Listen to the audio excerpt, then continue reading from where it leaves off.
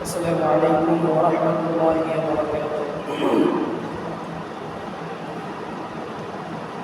إن الحمد لله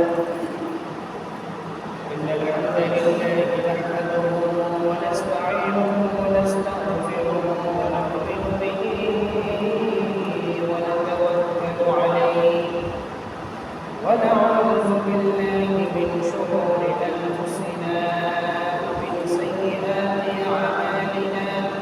من يهده الله فلا مضل له ومن يضلل فلا هادي له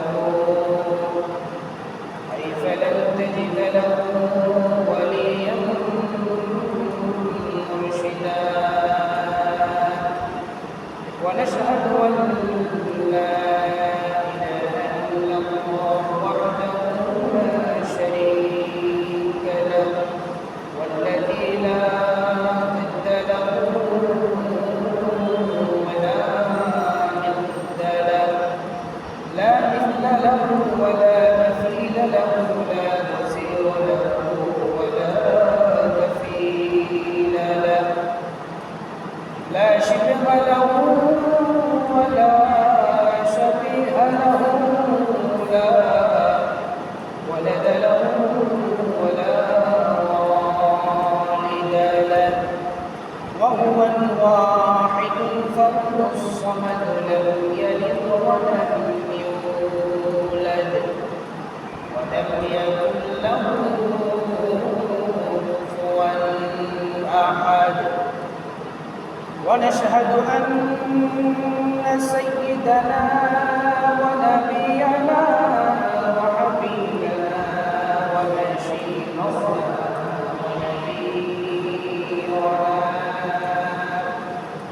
وطبيبنا وطبيب أرواحنا وحبيبنا وحبيب ربنا محمدا عبد الله ورسوله أرسله بالحق بشيرا ونذيرا وداعيا إلى الله بإذنه وسراجا وقمرا منيرا.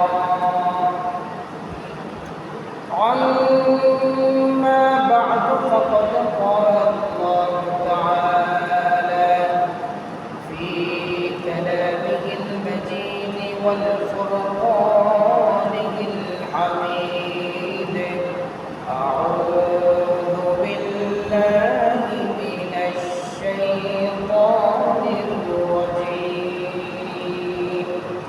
بسم الله الرحمن الرحيم. وما أرسلناك إلا كافة للناس بشيرا ونذيرا ولكن أكثر الناس لا يعلمون. صدق الله العظيم. عن أبي هريرة رضي الله تعالى عنه قال رسول الله صلى الله عليه وسلم: بعثت من خير القرون بني آدم قرنا فقرنا حتى كنت من القرن الذي كنت فيه.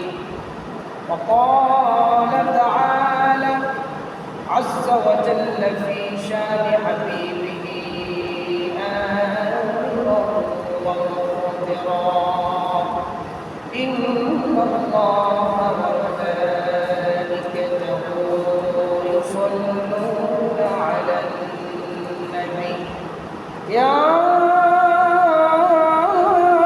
أيها الذين آمنوا صلوا عليه وسلموا تسليما.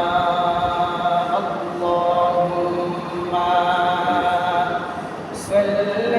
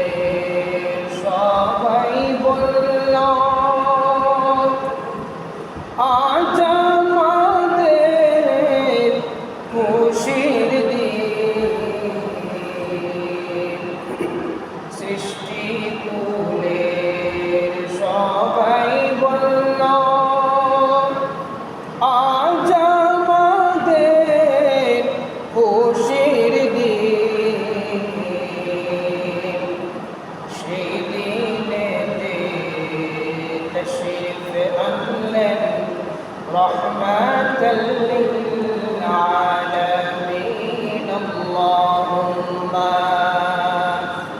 صل على سيدنا مولانا محمد وعلى آل سيدنا مولانا محمد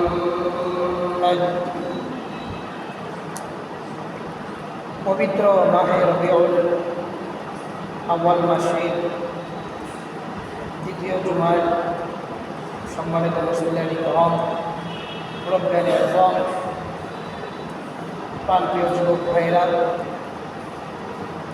ছোট ছোট মাসুম বেগুনা করে যেটুকু মাসুম বাচ্চারা, মাইকের আওয়াজ যেটুকু যাচ্ছে পর্দা মুসলিম মা বোনেরা, সকলকে সালাম জানাচ্ছি। আসসালামু আলাইকুম ওয়া রাহমাতুল্লাহি ওয়া বারাকাতুহু। আলোচনার শুরুতে আমরা মহান রব্বুল আলামিনের দরবারে লাখো কোটি কালিমাতুর শুকরিয়া আদায় করব যে মহান রব্বুল আলামিন আমাদেরকে দয়া করে মায়া করে তার সৃষ্টিকৃত জমিন থেকে বাছাই করে মাহে রবিউল আউয়াল মাসের দ্বিতীয় জুমার আদায় করার জন্য তৌফিক দিয়েছেন। তার সাথে সাথে কুরআনুল কারীম হাদিসে পাক থেকে আলোচনা আমি অধ্যয়নকে পেশ করার জন্য আপনাদেরকে শ্রবণ করার জন্য তৌফিক দিয়েছেন। ওই মহান রব্বুল আলামিনের দরবারে কালিমাতুর শুকরিয়া আদায়ের ক্ষেত্রে মন দিলকে উজাড় করে সিংহের মতো গর্জন করে বলি আলহামদুলিল্লাহ, আরে হুজুর বলে আলহামদুলিল্লাহ। সাথে সাথে অসংখ্য অগণিত দরুদ সালাত পেশ করছি বিশ্বের মানবতার কান্ডারি সমস্ত কায়নাতের জন্য রহমত, কাল কিয়ামতের ময়দানে সুপারিশ করনেওয়ালা নবী সরকার দু আলম নূর মুজাসসাম রসুল আরবি রসুল মক্কি রসুল মদনী জনাবে মুহাম্মদুর রাসূলুল্লাহ সকলে বলি সাল্লাল্লাহু আলাইহি ওয়াসাল্লাম। প্রিয় হাজিরিন, সমগ্র সৃষ্টি জগতের রহস্যময় সৌন্দর্য হচ্ছে আমার নবী সুবহানাল্লাহ, এবং আসমান জমিনের আলো মানবতার মুক্তির দূত জনাবে মুহাম্মদুর রাসূলুল্লাহ সাল্লাল্লাহু আলাইহি ওয়াসাল্লাম। এত রহমত সম্পর্কে আলোচনা করার সুযোগ পাওয়া এটা আমাদের জন্য খুবই নিয়ামতের একটি ব্যাপার। তিনি সেই মহান নবী, তিনি সেই শ্রেষ্ঠ নবী, তিনি সেই সর্বোচ্চ মর্যাদা সম্পূর্ণ নবী, যার আগমনে অন্ধকারচ্ছন্ন পৃথিবী আলোকিত হয়েছিল সুবহানাল্লাহ। এবং ওনার জন্মের মুহূর্ত থেকেই এবং জন্মের পূর্ব থেকেই আল্লাহ তাআলা তার হাবিবকে সম্মানিত করেছেন সুবহানাল্লাহ। এবং বংশের বিশুদ্ধতায়, চরিত্রের উৎকর্ষতায়, রূপ সৌন্দর্যে, আখলাকে এবং দায়িত্বে, সব কিছুর দায়িত্বে, আখলাকে, চরিত্রে, বংশে, পিতামাতার ক্ষেত্রে, জীবনযাপনের ক্ষেত্রে তিনি সর্বশ্রেষ্ঠ নবী সুবহানাল্লাহ। নবুয়তের পূর্বে, কখন? নবুয়তের পূর্বে, এখনো নবুয়ত প্রাপ্ত হননি, এখনো দায়িত্ব প্রাপ্ত হননি, এখনো কোনো কিতাব তাকে দেওয়া হয়নি। তার আগে রসুল আরবি, রসুল আকরাম, সকলে পড়ি সাল্লাল্লাহু আলাইহি ওয়াসাল্লাম, ওনার যোগ্যতার মাধ্যমে, কিসের মাধ্যমে? যোগ্যতার মাধ্যমে নবুয়তের আগে আল আমিন উপাধি লাভ করেছিলেন। সুবহানাল্লাহ। মানে বিশ্বস্ত একজন ব্যক্তি, আরবরা খুব বেশি বিশ্বাস করতেন এবং বিশ্বাস করার কারণেই রাসূল আরবি সাল্লাল্লাহু আলাইহি ওয়াসাল্লাম তার উপাধি দিয়েছেন কি? আল আমিন। কখন? নবুয়তের পূর্বে। এরপরে দেখেন নবুয়তের পরে আল্লাহ তাআলা আল্লাহর হাবিব সাল্লাল্লাহু আলাইহি ওয়াসাল্লামকে শ্রেষ্ঠ যেহেতু নবী, শ্রেষ্ঠ যেহেতু মানব, তাহলে ছোটোখাটো কিতাব দেওয়া যাবে না। তবে যাদের বেশি যোগ্যতা, কোয়ালিফিকেশন বেশি, তাদেরকে অফিসের মধ্যে বড় বড় দায়িত্ব দেয়, ঠিক কিনা? যারা ছোট তাদের দায়িত্ব ছোট, আর যারা বড় তাদের দায়িত্ব বড়। আল্লাহ রাব্বুল আলামিন বলছেন, আমি সকল নবীর উপরে শ্রেষ্ঠত্ব দান করেছে আমার নবীকে। বলে সুবহানাল্লাহ। এই জন্য ছোটোখাটো কিতাব দিয়ে, ছোটোখাটো মুআজিজা দিয়ে আমি আমার রাসূলকে ছোট করব না, আমি আমার হাবিবকে ছোট করব না। এই জন্য নবুয়তের পরে আল্লাহ তাআলা আল্লাহ রাব্বুল আলামিন আল্লাহর হাবিব সাল্লাল্লাহু আলাইহি ওয়াসাল্লামকে